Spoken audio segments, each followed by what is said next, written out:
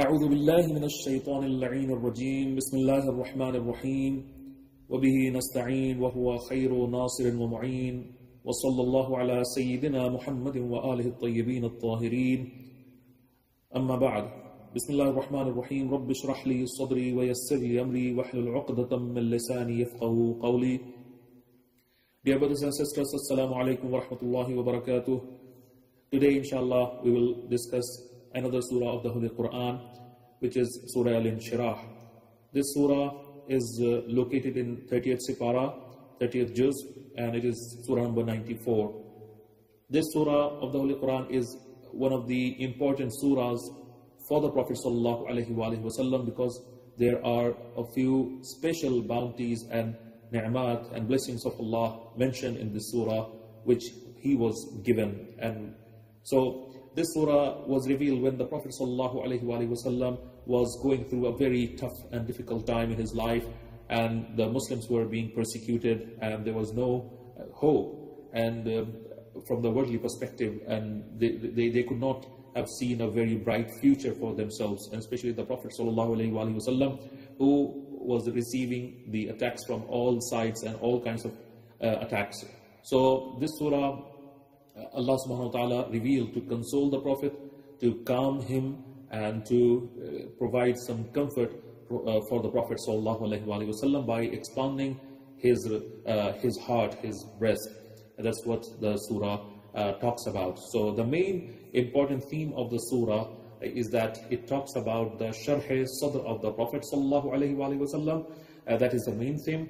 And then there is another promise of Allah subhanahu wa ta'ala, and there is a command of Allah subhanahu wa ta'ala in this surah. So the first is the ni'mat of Allah subhanahu wa ta'ala. He says, الم نشرح لك صدرك, and where Allah subhanahu wa ta'ala says, we have expanded for you your heart, not literally, symbolically, figuratively, and we'll discuss what it is.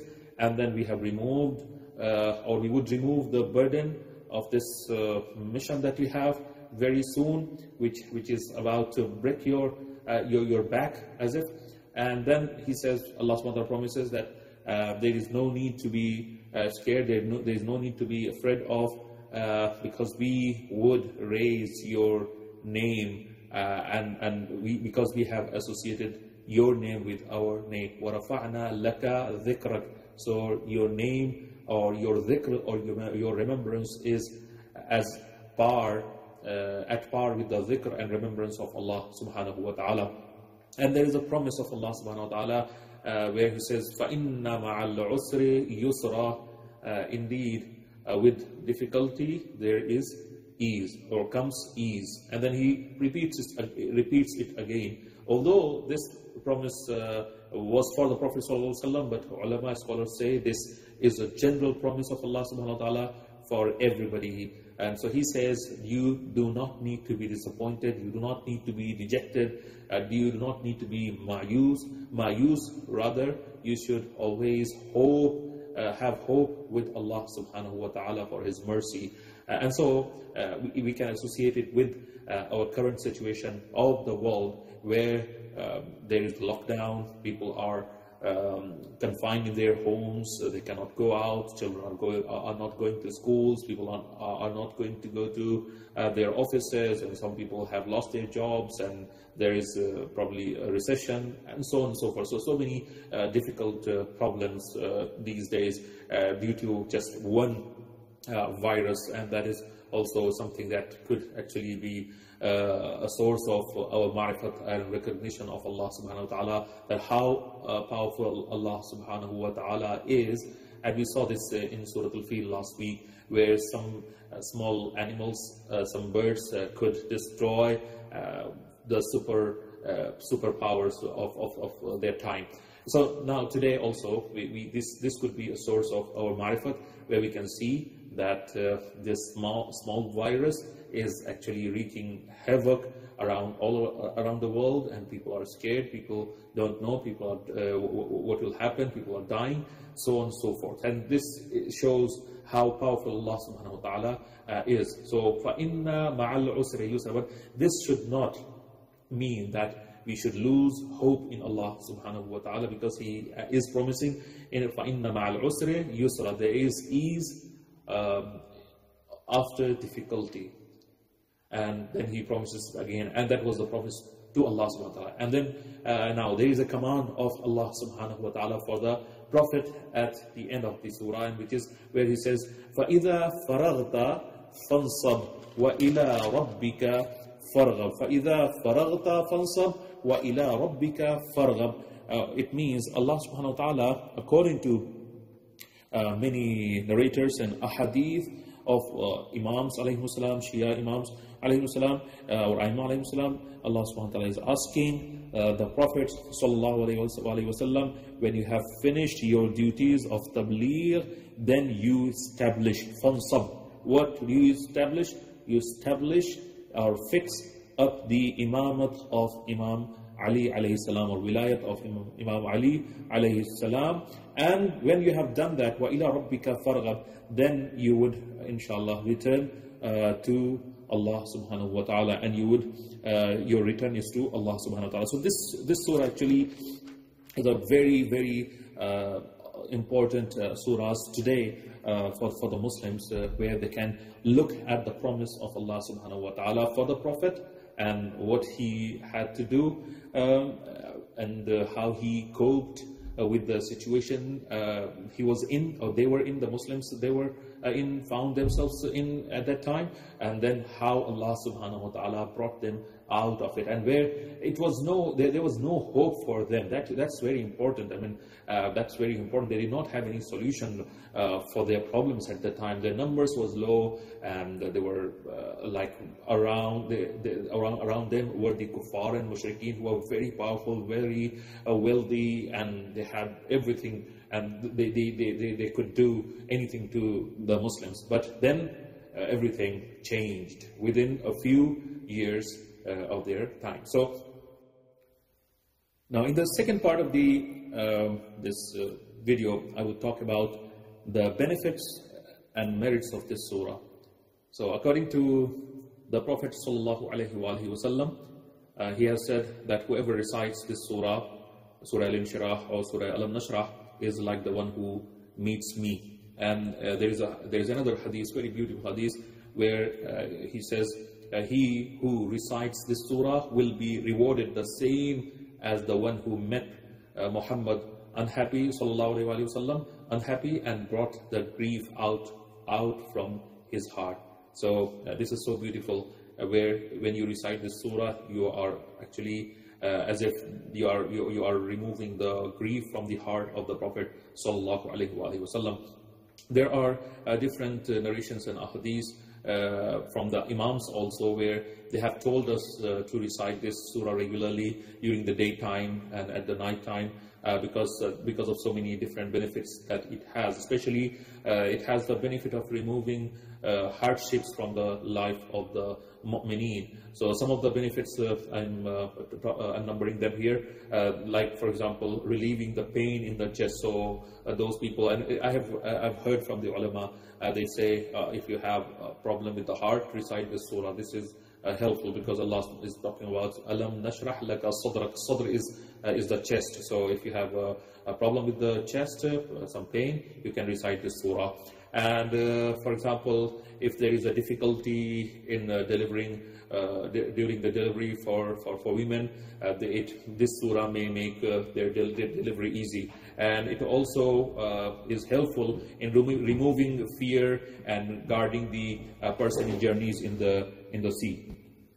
Last but not least, there is another beautiful narration where it says that this surah is a cure for many health-related issues, and it also provides the certainty and yaqeen in the heart of the person if the person recites this surah believing in Allah subhanahu wa ta'ala. So these are some of the benefits and merits of this surah. Now inshallah we will move to our next part, where we discuss at least one ayah or one point in detail in the surah. So inshallah I will discuss the first ayah of the surah. where Allah subhanahu wa ta'ala is talking about the sharh sadr of the Prophet sallallahu alayhi wa sallam. So Allah subhanahu wa ta'ala says, الم نشرح لك صدرك. الم نشرح لك صدرك means, O our Rasul Muhammad sallallahu alayhi wa sallam, have we not expanded for you your breast? That's the literal translation. So we want to look at the meaning of this sharh sadr through this ayah. Sharh sadr means expansion of conscience, reasoning and understanding for the accommodation of wider, greater or higher knowledge.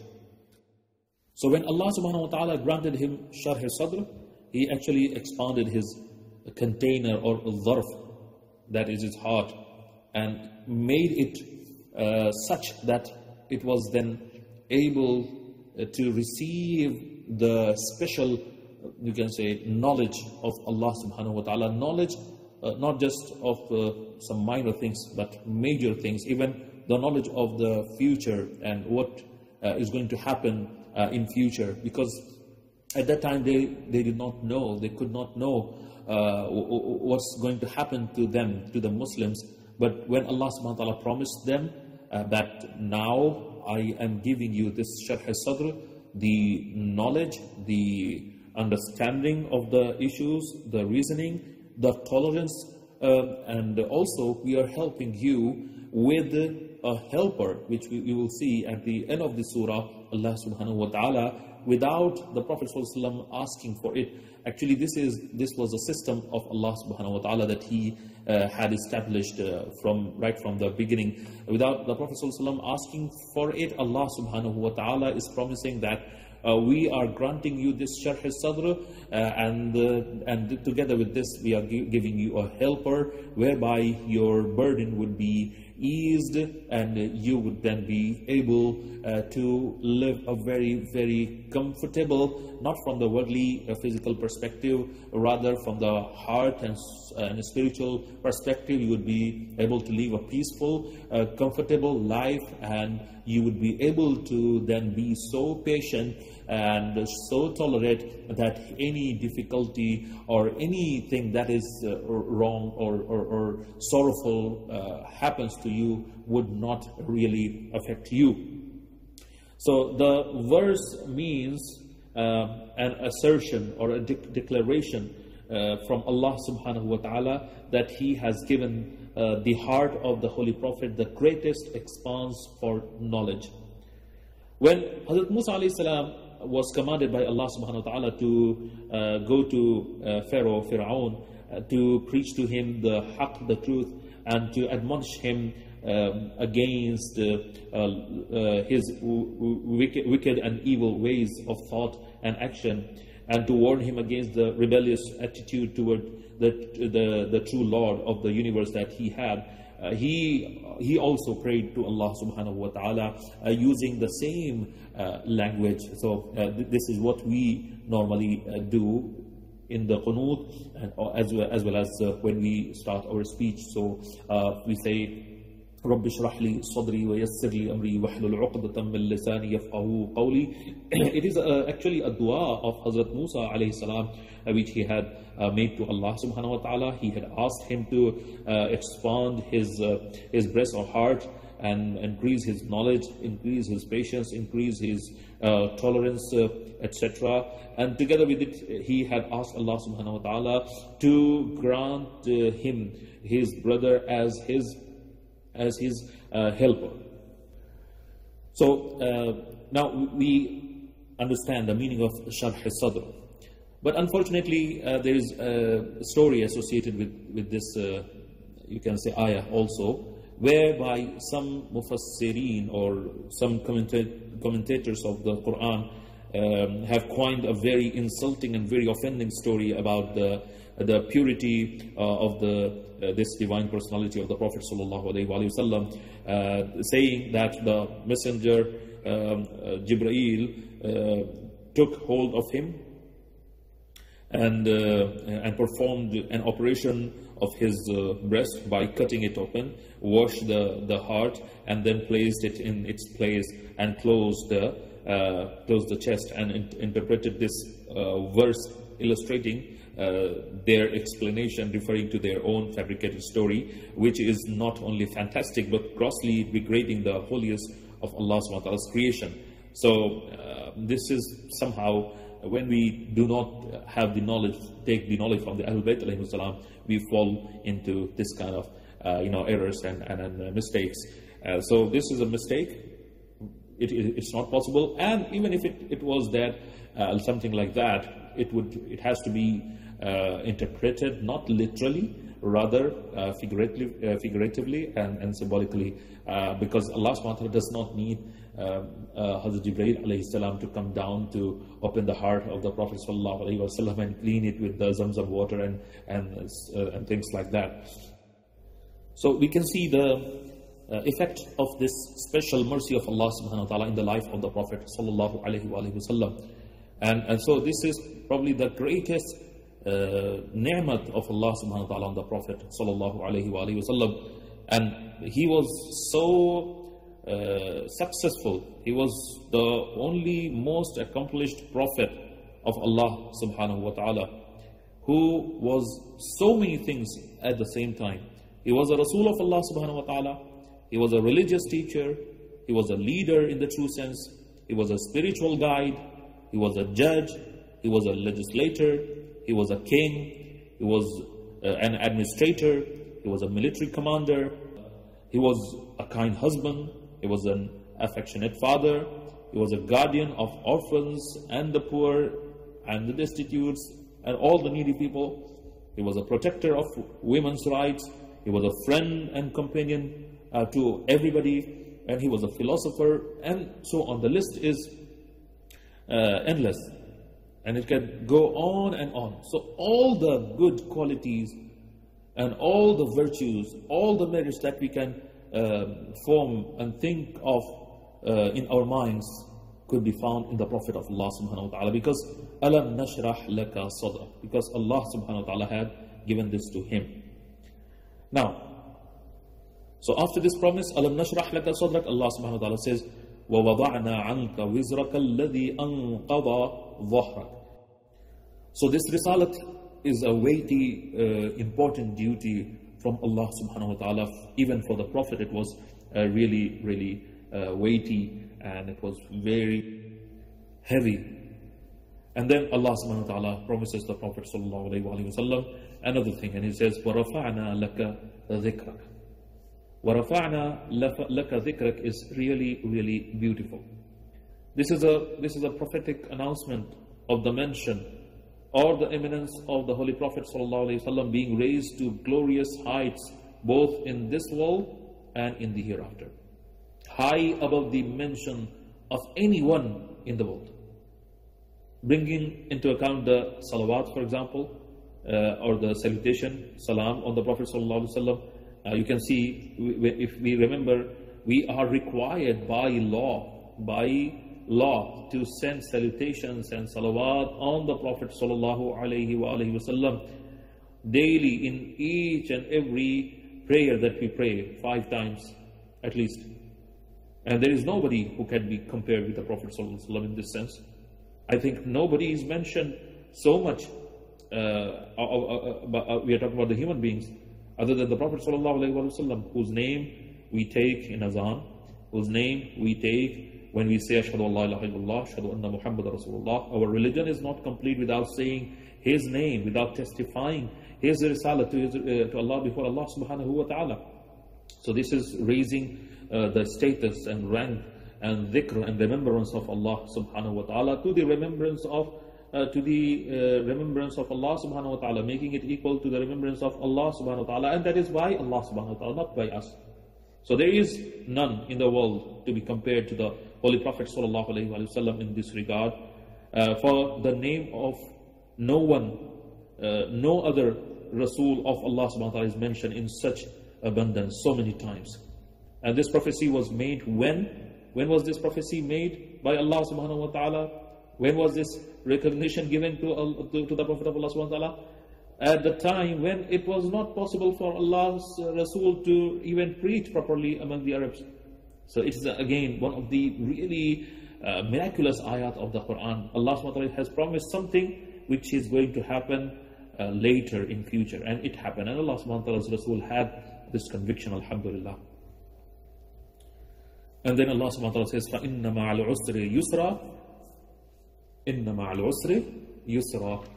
So we have already discussed this, so we would not discuss it. But it means that with every difficulty there is ease.